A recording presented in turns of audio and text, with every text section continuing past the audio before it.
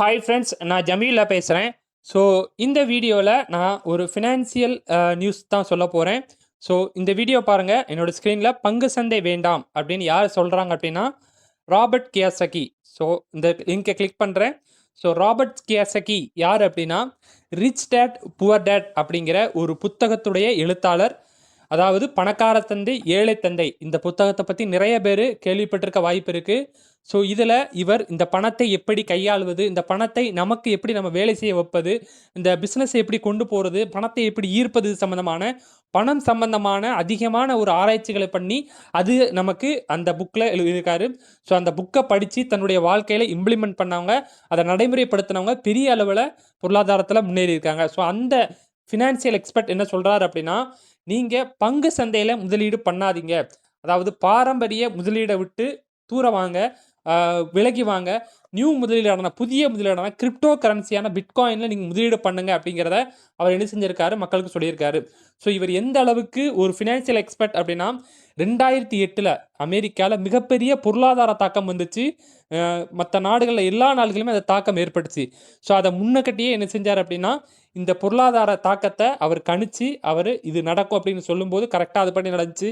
So அவர் இப்போ என்ன சொல்கிறார் அப்படின்னா நீங்கள் கிரிப்டோ கரன்சி அந்த வர்த்தகத்தை முதலீடு பண்ணுங்கன்னு அமெரிக்காவில் அவர் வலியுறுத்திருக்காரு. ஸோ இவர் அமெரிக்கன் ஆத்தர். அவர் என்ன சொல்கிறார் அப்படின்னா ட்ரம்ப்புடைய அதிகமான வரி விலக்கு, அதிகமான வரி விதிப்பு, அவருடைய பன்னாட்டு சம்பந்தமான அந்த போர் தொடர்பான செய்திகள், இது எல்லாமே பங்கு சந்தைகளை பெரிய அளவில் பாதிச்சிருக்கு. ஸோ நீங்கள் அதில் முதலீடு பண்ணாதீங்க. எதிர்காலம் யாருக்கு அப்படின்னா அதாவது இதை அவருடைய ட்விட்டர் பேஜை பாருங்கள்.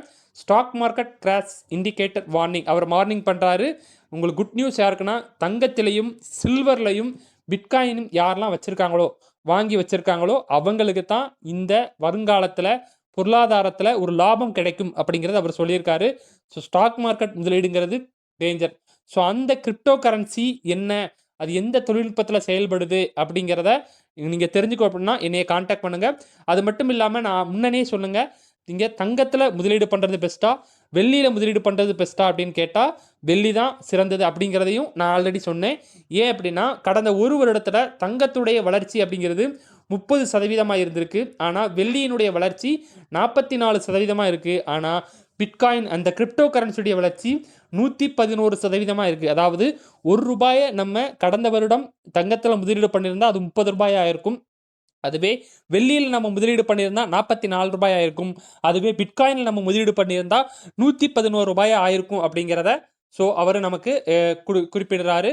ஸோ அந்த செய்தியை அவர் என்ன சொல்கிறார் அப்படின்னா பிட்காயினில் நீங்கள் முதலீடு பண்ணுங்கள், அதுதான் உங்களுக்கான சேஃப்டி அப்படிங்கிறத அவர் சொல்லியிருக்காரு. ஸோ அந்த கிரிப்டோ கரன்சினா என்ன, பிட்காயின்னா என்ன, அது எந்த தொழில்நுட்பத்தில் செயல்படுது, இதை பற்றி கம்ப்ளீட்டாக நீங்கள் தெரிஞ்சுக்கணும் அப்படின்னா ஸோ கீழே உள்ள அந்த குரூப் லிங்க்கில் ஜாயின் பண்ணிக்கோங்க. இல்லைனா என்னுடைய நம்பரை காண்டாக்ட் பண்ணுங்கள். தேங்க்யூ.